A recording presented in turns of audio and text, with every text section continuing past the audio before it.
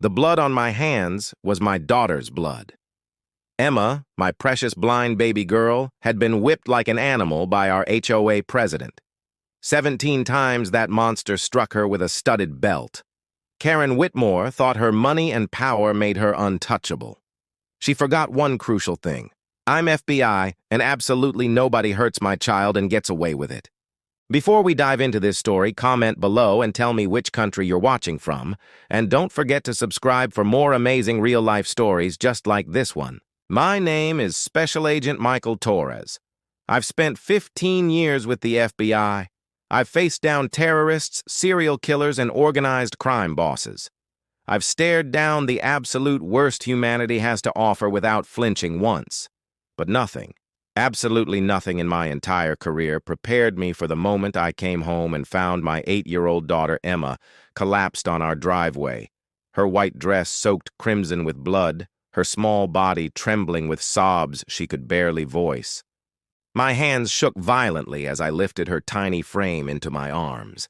Emma's blind eyes, those beautiful hazel eyes that saw the world through touch and sound and pure love, were squeezed shut in complete agony. Blood seeped through my fingers as I cradled her fragile body against my chest. "Daddy," she whispered, her voice breaking my heart into 1,000 pieces. It hurt so much. That's when I saw her back.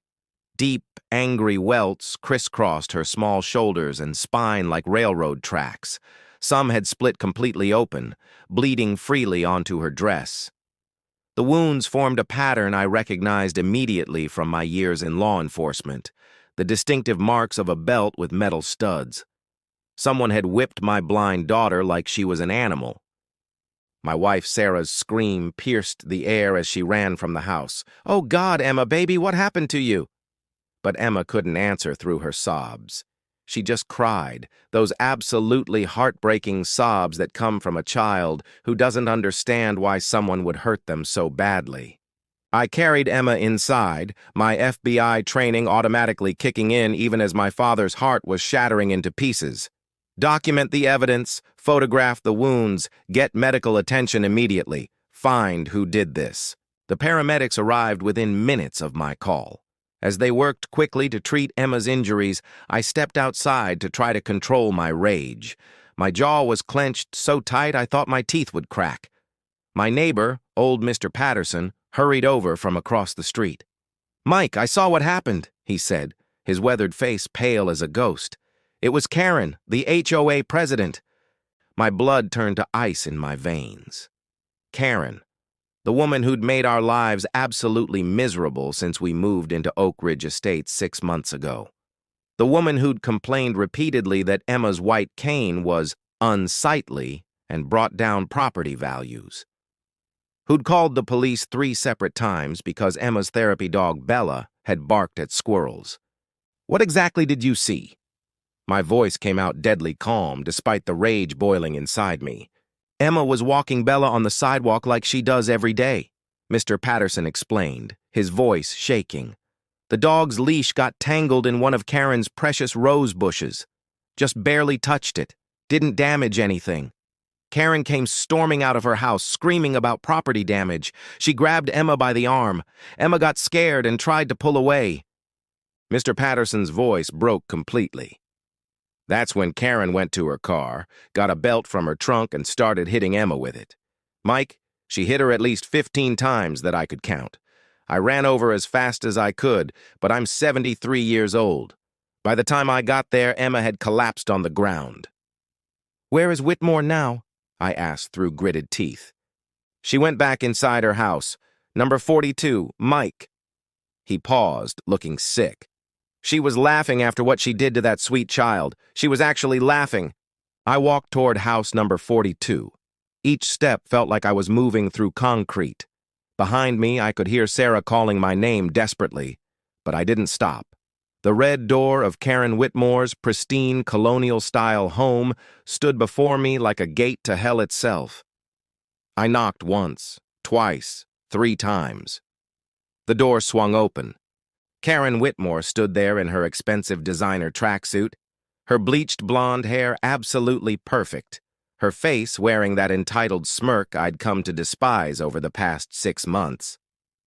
"Oh, it's you," she said, casually examining her manicured nails. "I suppose you're here about the incident with your daughter. Your child damaged my property.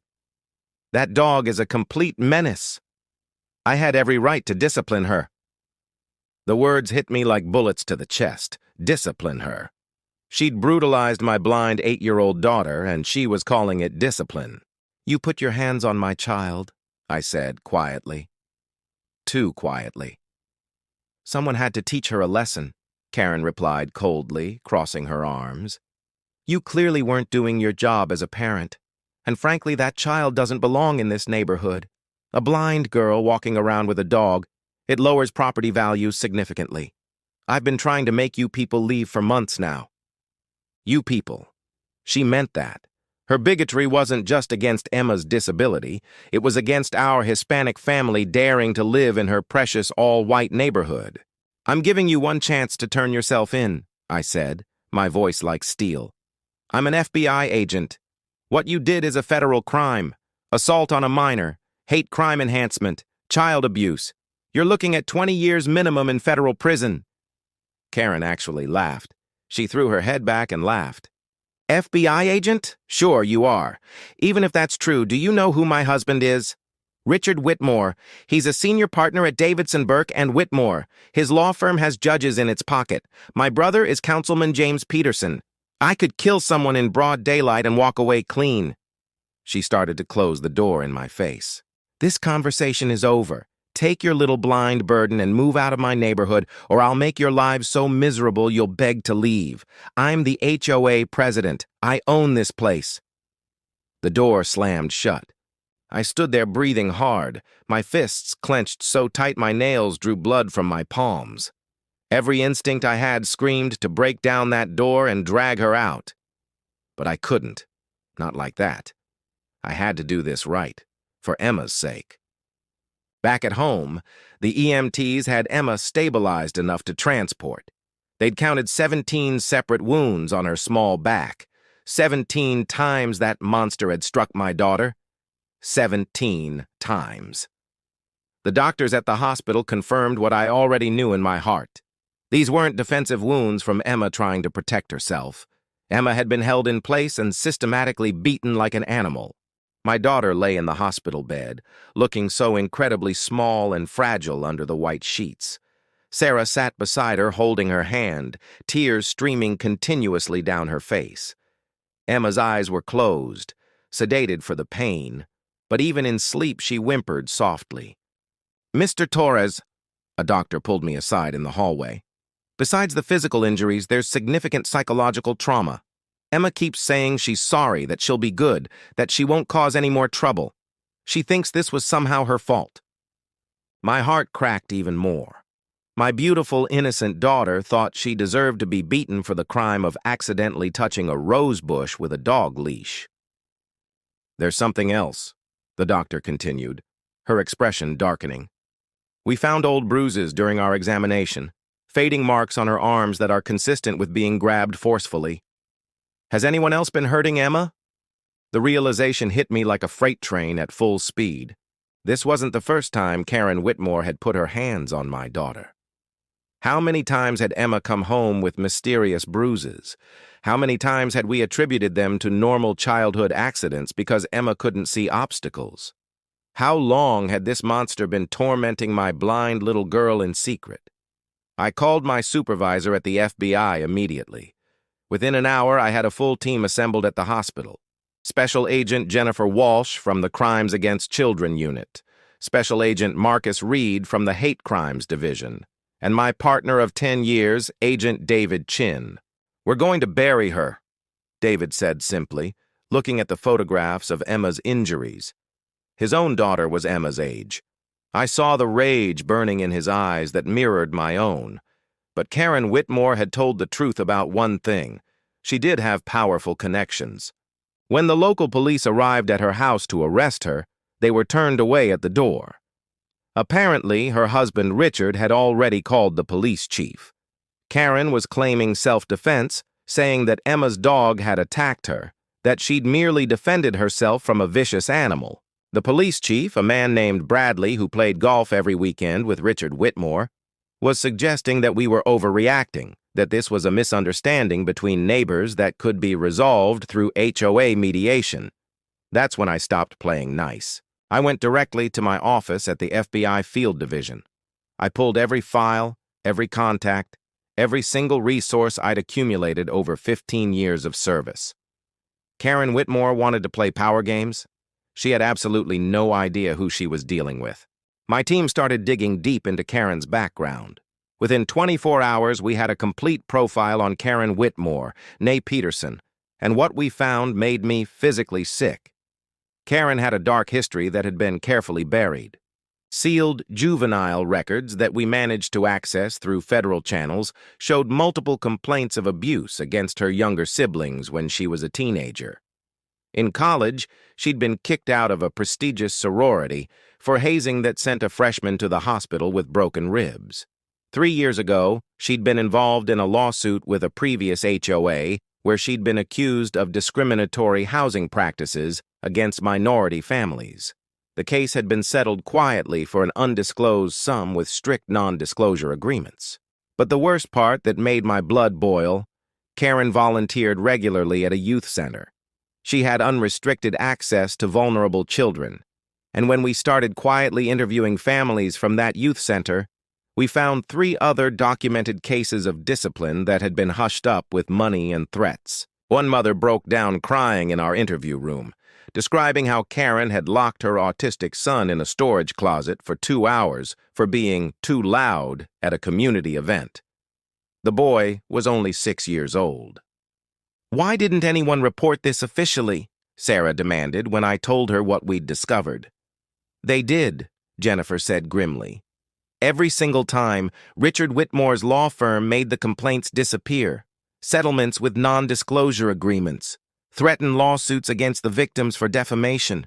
These people were scared into silence." "Not anymore," I said firmly. "I'm making sure every one of those families knows they have federal protection now, full protection." While we built the criminal case systematically, Emma struggled terribly at home. She wouldn't leave her room voluntarily. She flinched violently at every unexpected sound. She had nightmares every single night, waking up screaming that someone was hitting her again. Her therapist told us she was showing severe signs of PTSD, post-traumatic stress disorder. The worst moment came 3 days after the attack. Emma asked me in a small, broken voice, "Daddy, is it because I can't see? Is that why Mrs. Whitmore hates me so much?"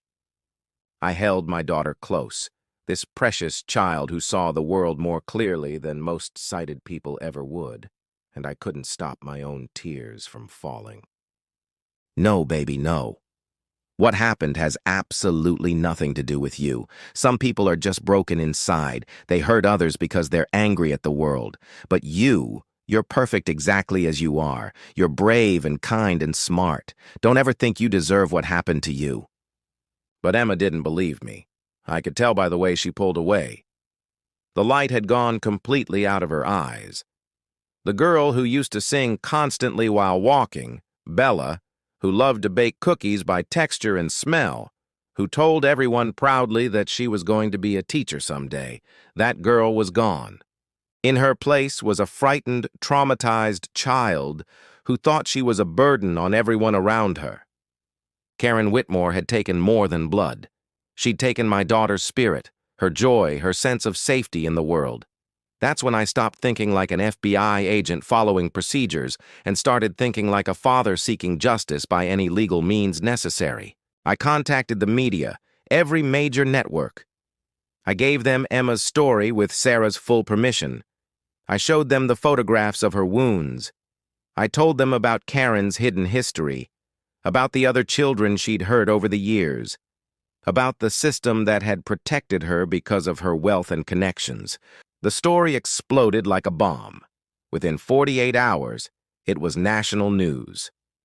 HOA president brutally attacks blind child was plastered everywhere. Television, newspapers, social media, everywhere. Karen's picture, that smug, entitled face, became the face of privilege and cruelty across America. The public outrage was immediate and absolutely devastating to her. Someone doxed Karen online. Her address, phone number, email, and her husband's business information, everything became public within hours. Her husband's prestigious law firm was flooded with thousands of angry complaints. Her brother, the councilman, faced massive calls for his immediate resignation. Karen tried desperately to control the narrative. She gave an interview to a local news station claiming she was the real victim, that she'd been defending herself from a vicious attack, and that the media was deliberately twisting the story for ratings. She even dared to suggest that Emma had been specifically trained to attack her. That interview was her biggest mistake. The video evidence emerged the very next day. Mr. Patterson's doorbell camera had captured absolutely everything in crystal clear high definition. The footage showed Emma walking Bella peacefully, the leash barely brushing against the rose bush. It showed Karen storming out of her house in a rage, grabbing Emma viciously by her long hair and dragging her across the lawn to the driveway. It showed Karen retrieving a thick leather belt studded with metal decorations from her car trunk.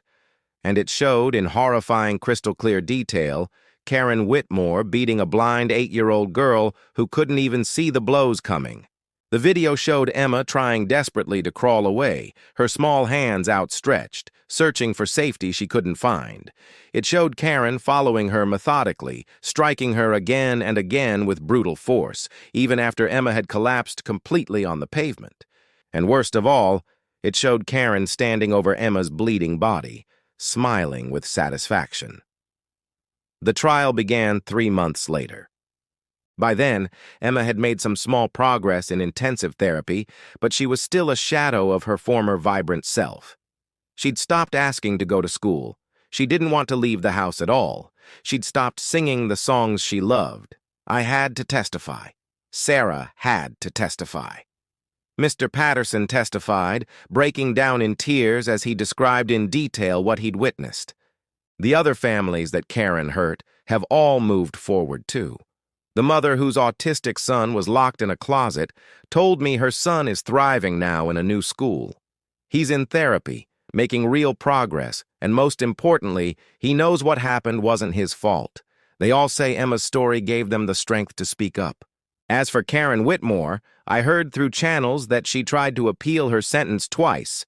Both appeals were denied. Her ex-husband Richard remarried and moved across the country, wanting nothing to do with his former life. Karen's brother, the former councilman, lost his career and reputation completely. Their entire family legacy crumbled because of Karen's cruelty. Prison hasn't been kind to Karen. Word gets around in prison about what you did to get there. Inmates don't take kindly to child abusers. She spent most of her sentence in protective custody, isolated and alone.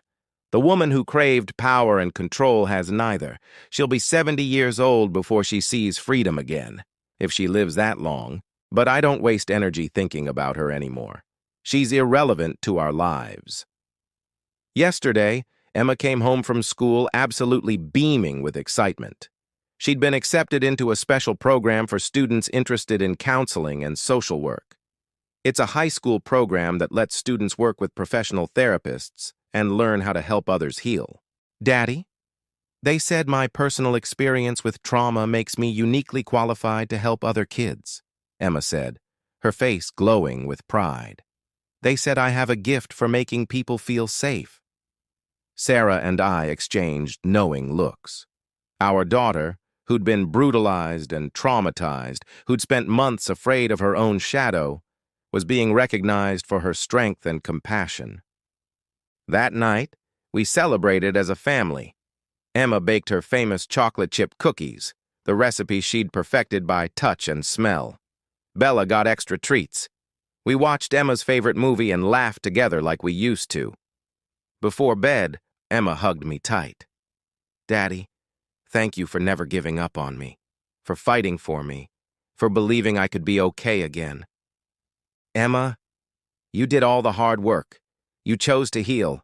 You chose to be brave. I'm just honored to be your father. She smiled that beautiful smile that lights up her whole face. I'm glad Mrs. Whitmore didn't break me, because now I can help other kids who are broken. I can show them how to put the pieces back together. This morning, I received a letter from the FBI director. They want Emma to speak at a training session for agents who work child abuse cases. They want her to help agents understand what victims go through, how to better support them, and how to see beyond the trauma to the strength within. My 13-year-old daughter is going to train FBI agents.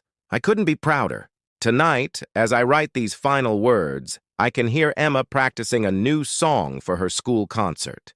Her voice soars through the house, pure and strong and full of joy.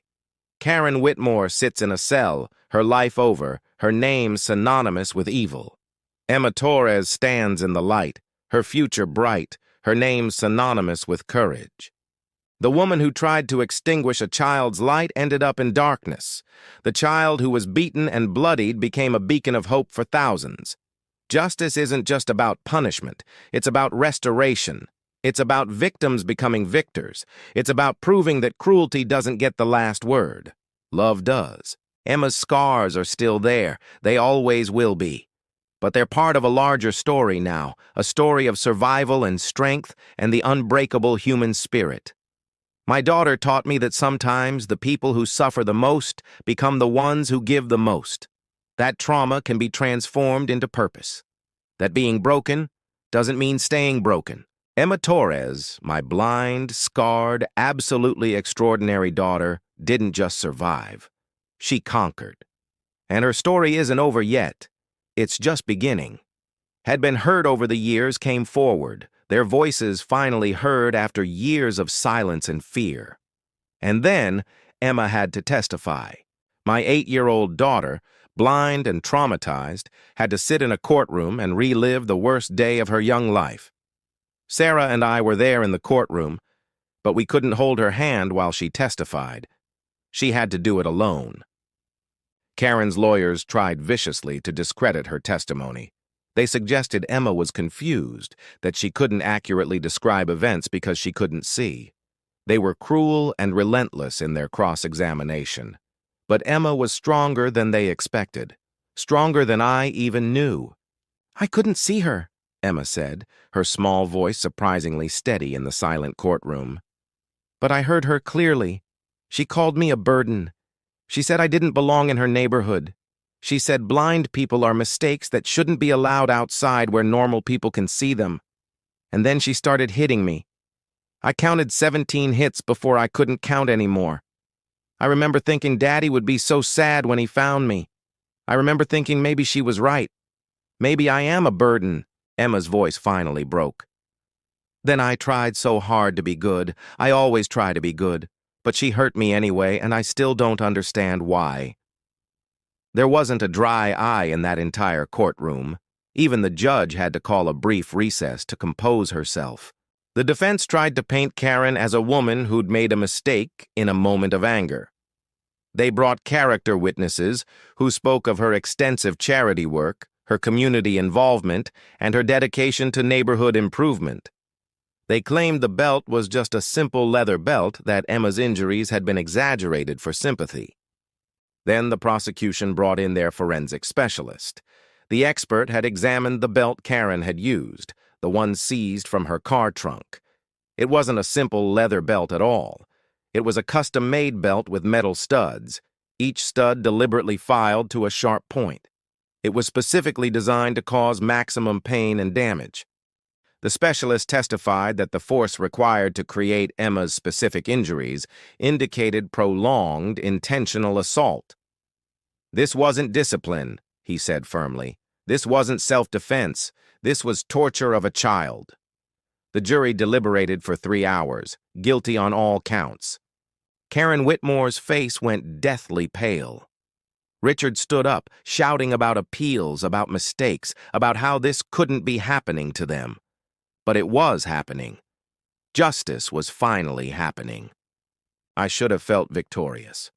Justice had been served. The monster who hurt my daughter was going to prison for decades. But I felt hollow inside, because winning in court didn't heal Emma's scars. It didn't take away her nightmares. It didn't bring back the light in her eyes. The civil lawsuits followed quickly. The other families Karen had hurt filed claims against Richard's law firm for enabling her behavior for years. The HOA sued both Karen and Richard for damages to the community's reputation. Everything Karen and Richard had built together crumbled like sand. Richard Whitmore lost his partnership at the prestigious law firm. Their assets were seized to pay the various judgments against them.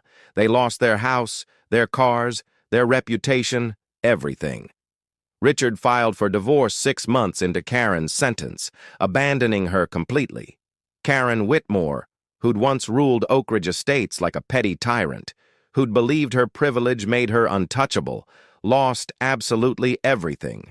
She sits in a federal prison cell now, forgotten by everyone except her victims. But Emma's healing took so much longer than Karen's fall from grace. For months after the trial ended, Emma struggled terribly. The nightmares continued every night. She refused to go outside. She stopped playing with Bella, her beloved therapy dog. Her therapist warned us that the psychological damage might take years to heal, if it ever fully healed at all. Then slowly, almost imperceptibly, tiny improvements came. Emma started singing again, just humming at first, then actual songs. She asked to bake cookies with Sarah. She let Bella sleep in her room again. She started talking cautiously about maybe going back to school someday. 1 year after the attack, Emma asked to visit Mr. Patterson. He'd moved away from Oak Ridge Estates. Too many bad memories haunted that place. But we drove to his new apartment across town. When Emma hugged him and thanked him for saving her life that day, the old man cried openly. "You're a brave girl, Emma," he told her, his voice thick with emotion. "Braver than any adult I know." "I don't feel brave," Emma admitted quietly. "I still have nightmares. I'm still scared sometimes of things I can't see." "But Daddy says being brave doesn't mean you're not scared," she continued. "It means you keep going even when you are scared." "That's my girl," I said, my own voice breaking. "That's the Emma I've been waiting to see again." 2 years after the attack, Emma went back to school. It was terrifying for all of us, but Emma insisted she was ready. She'd been working incredibly hard with her therapist, learning coping mechanisms, learning to trust the world again. The school community embraced her immediately. Her classmates, who'd all heard about what happened, treated her like a hero. Teachers went out of their way to make her feel safe and valued. Bella, her therapy dog, was welcomed everywhere she went. Emma started to truly thrive again. She joined the school choir and discovered she had a beautiful singing voice. She made close friends. She laughed, really laughed for the first time in 2 years. But the scars remained, both visible and invisible. Emma still flinched at loud noises. She still had occasional nightmares that woke her screaming. There were difficult days when the memories overwhelmed her, when she needed to stay home and just be held by us. The scars on her back healed, but they left permanent marks. 17 thin white lines that would be with her forever. Physical reminders of the day someone tried to break her spirit. 3 years after the attack, Emma asked me a question that broke my heart all over again. "Daddy, do you think Mrs. Whitmore ever thinks about what she did to me? Does she feel sorry?" I wanted to lie. I wanted to tell Emma that yes, Karen Whitmore spent every day in prison regretting her actions, understanding the pain she'd caused. But I've never lied to Emma, and I wasn't going to start now. I don't know, sweetheart. Some people can't feel sorry for what they've done. They're broken inside in a way that can't be fixed. But what I do know is that you survived. You're strong. You're kind. And you're amazing. She tried to break you, but you're still here. You're still Emma. And that's the greatest victory of all. Emma considered this carefully. "I don't think about her much anymore," she finally said. "Sometimes I'm angry at her. Sometimes I'm sad about what happened. But mostly I just feel sorry for her. She must be very unhappy inside to want to hurt people like that. I'm happy. I have you and Mom and Bella and my friends. I have a good life. She has nothing.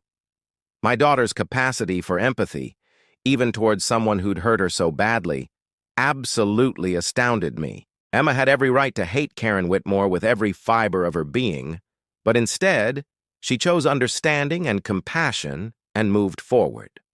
That's when I realized Emma hadn't just survived. She'd won. Today, Emma is 11 years old. She's in 6th grade, on the honor roll. She's an active member of the school choir and recently performed a solo that brought the entire audience to tears.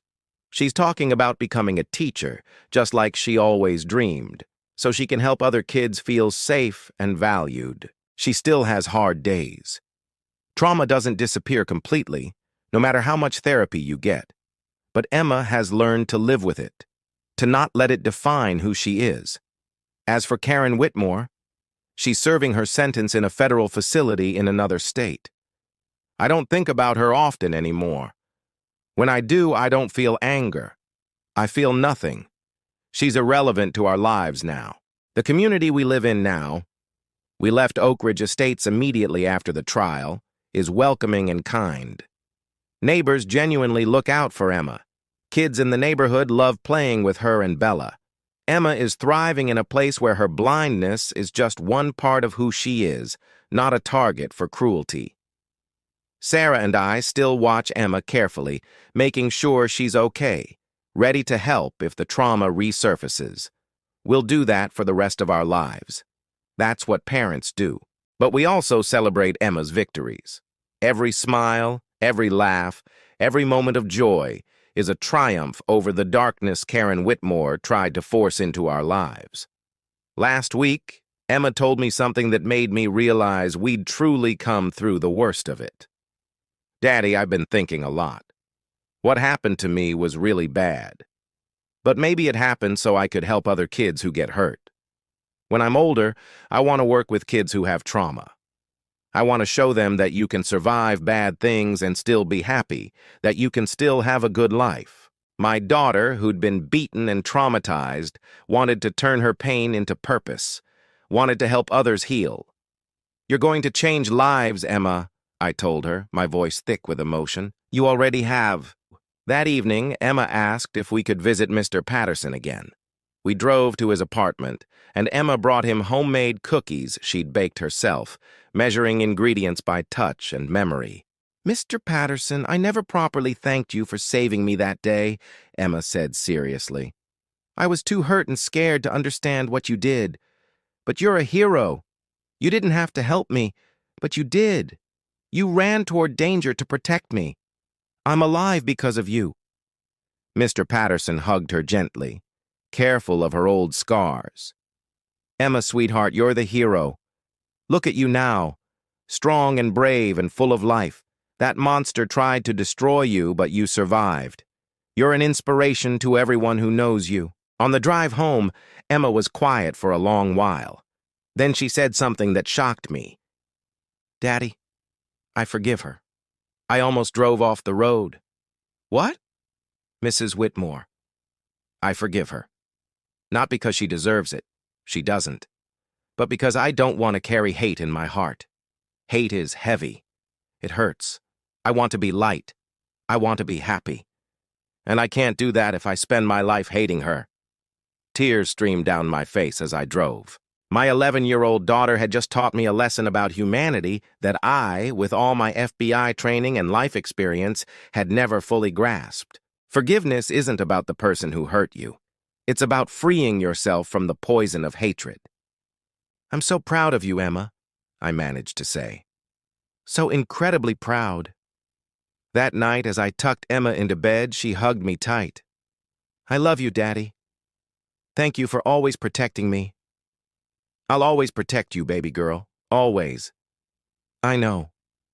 But Daddy, I can protect myself too now. I'm not scared anymore. Well, sometimes I am.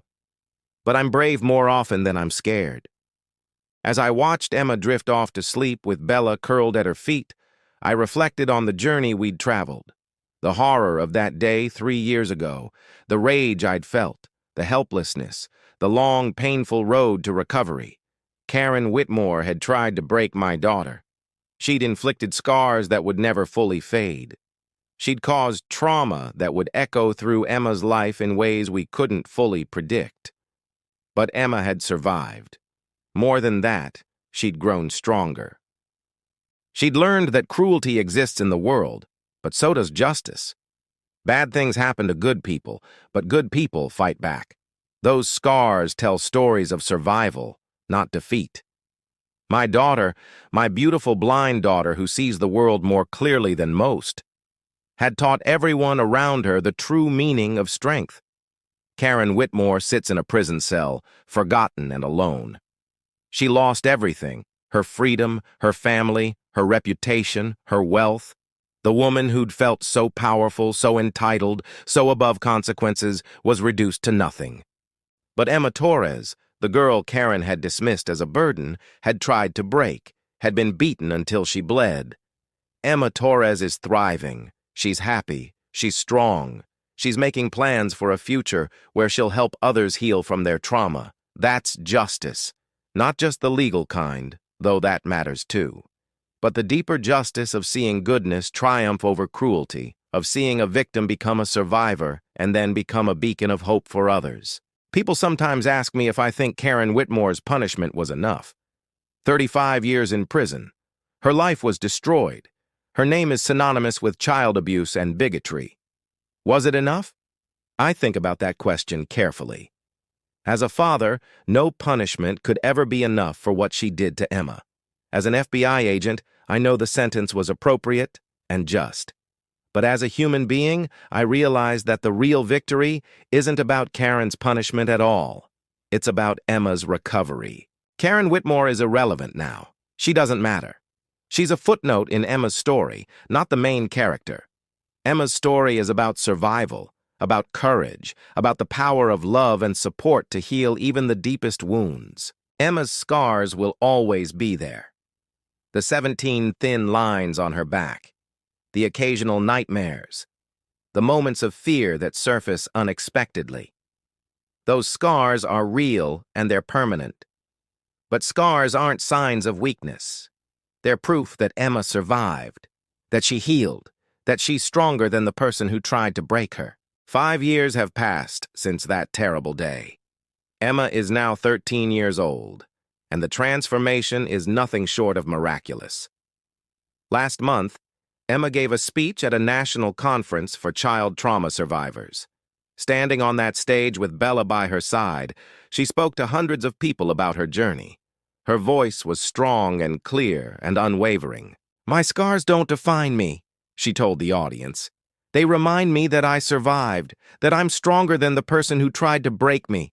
If you're going through something terrible right now, please know this: you will survive too. The pain won't last forever. The fear won't always control you. You are stronger than you think." The standing ovation lasted 5 full minutes. People were crying openly, including me. My daughter, who'd once been too terrified to leave her bedroom, was now inspiring others to heal. Emma started a support group at her school for kids dealing with trauma. She meets with them every week, sharing her story, listening to theirs. Her teacher told us that Emma has helped 3 students open up about abuse they'd been hiding. Because of Emma's courage, those children got the help they desperately needed. The other families that Karen,